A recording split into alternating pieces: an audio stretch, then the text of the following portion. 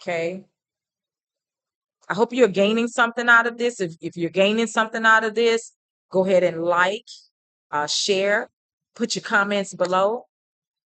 Got any comments, any questions? I would love to answer them for you. If it's something you want me to research or understand more, I would love to do that for you. Put your comments below. But I'm gonna go over a few of these places that because I don't think you guys even some people do, but some of you don't even know. Do you understand that? Like you don't even know like who this country is in tied with tariffs to foreign, taxes, basically. It's all taxes. Okay. So let's look at China. And I'm going to also break down to you what we are doing taxes with them on or trade with them on. So let's look at China. Before the US China trade war, China imposed significantly higher taxes on many US goods compared to what the US charged on Chinese imports.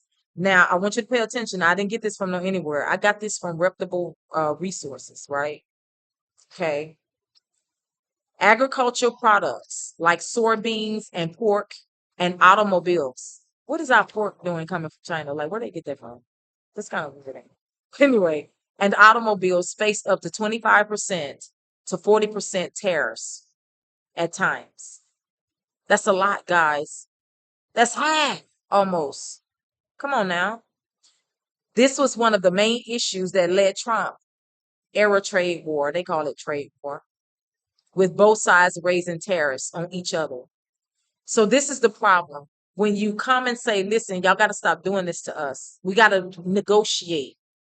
And people don't want to negotiate because we're enslaved to them or enslaved through economic means, through taxes, through debt, all this kind of stuff. People feel they have the power. So what ends up happening is that you try to do a checkmate and they come back and say, we do a check. And this is the war that's going on, right? European Union, I'm sorry. The EU has historically charged higher tariffs on American cars, 10% compared to US tariffs on European cars, 2.5%. Some agricultural goods from the US also face steep EU tariffs, strict regulatory barriers. The imbalance led to these tensions, negotiations. India. India has some of the highest average tariffs rates in the world on US goods. Motorcycles, medical devices, agricultural products often saw very high tariffs. Harley Davidson motorcycles famously a 100% import duty before changes were made. Okay. Brazil has charged high tariffs on industrial machinery, autos, and tech products. This also uses non-tariff barriers like regulations that make it hard for US goods to enter into the market competitively. Japan. While Japan has decreased over the years, it has still been criticized for its non-tariff barriers like complex regulations and cultural preferences that make it difficult for US farmers and tech companies to compete. Okay.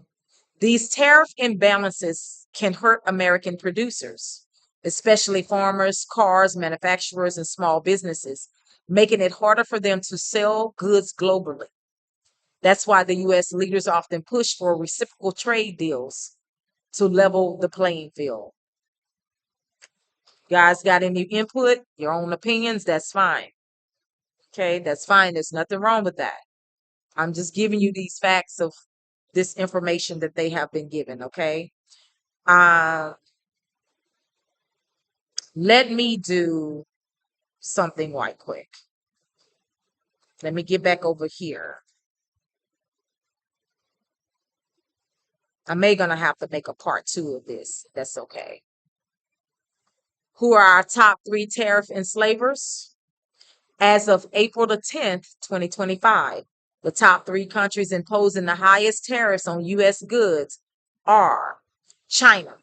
In response to the U.S. tariff actions, China has implemented significant retaliatory measures.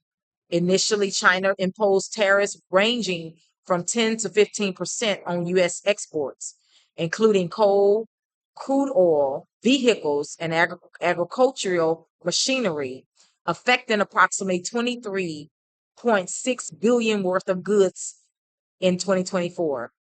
Subsequently, on April 9th, 2025, China escalated its tariffs to 84% on all U.S. goods. The European Union. The EU has announced plans to impose tariffs on American goods, including soybeans, in retaliation to U.S. tariffs measures. Canada, following U.S. tariffs on Canadian goods. Canada has implemented retaliatory tariffs targeting various U.S. products. These include 25% of tariffs on U.S. steel, aluminum products, and additional tariffs on other goods, affecting significant trade volumes between the two countries. Now, I want you to listen to all of that information in the whole. You may have to stop, pause, go back, do whatever. Originally, these countries had high tariffs on us, not we had high tariffs on them. What Trump did is say either we renegotiate or we come to a deal, or I'm going to impose on you. It's not like we did them first. They were already doing us. And what happened is they say, oh, so y'all going to do this or we coming? Bam. But why are they able to do that?